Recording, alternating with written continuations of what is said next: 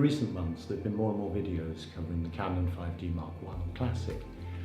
Clearly it's an affordable full-frame camera, but there are some issues that don't ever seem to be mentioned. Some of them I think are good and some of them I think are bad.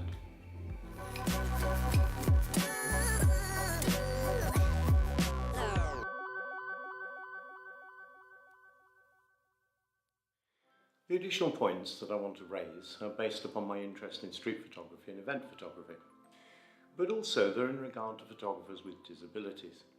Having poor vision, mobility or dexterity can render a good camera useless. These points may make you think twice or possibly even make you more desperate to get one yourself. Number 1. The serial number matters. Older cameras had a poorer preview screen and some even had a problem with the mirror dropping off. Checking up on the various serial numbers and their characteristics is important. This has an effect on the price, reliability and usability. 2.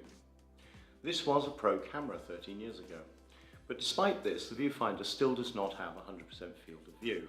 This can affect framing, which with only 12 megapixels cropping can be a problem. Number 3. This camera is not chargeable with a USB cable.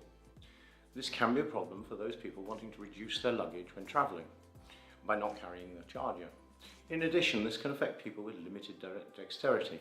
Removing and charging batteries, replacing them in the camera can actually be difficult for some people. 4.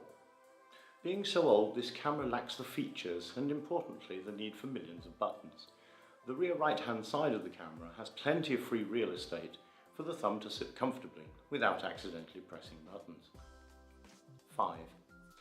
Digital cameras at high ISOs are bitty, not grainy, and this rarely leads to a pleasant image rendition.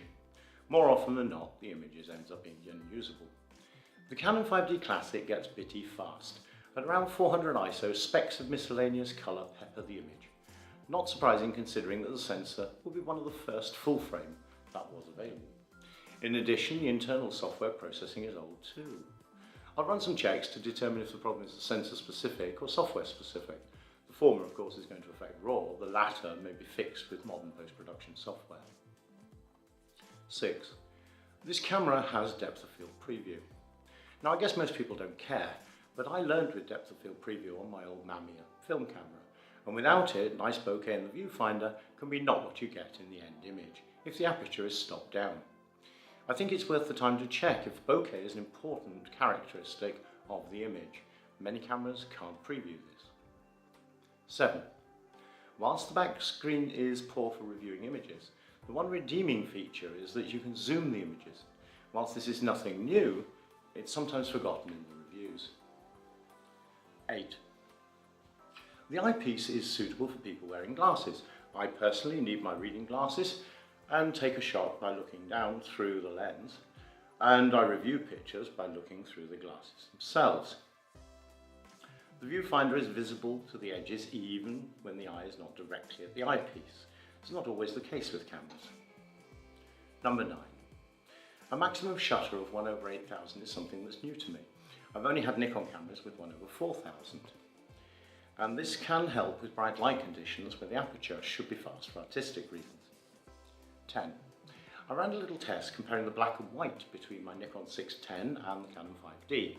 And interestingly, the 5D seems to have a green hue on the image on the rear of the screen, and this could affect how colour images are perceived when you're reviewing them. I trust these points give a little deeper insight into the camera and help you make a better decision. Until next time.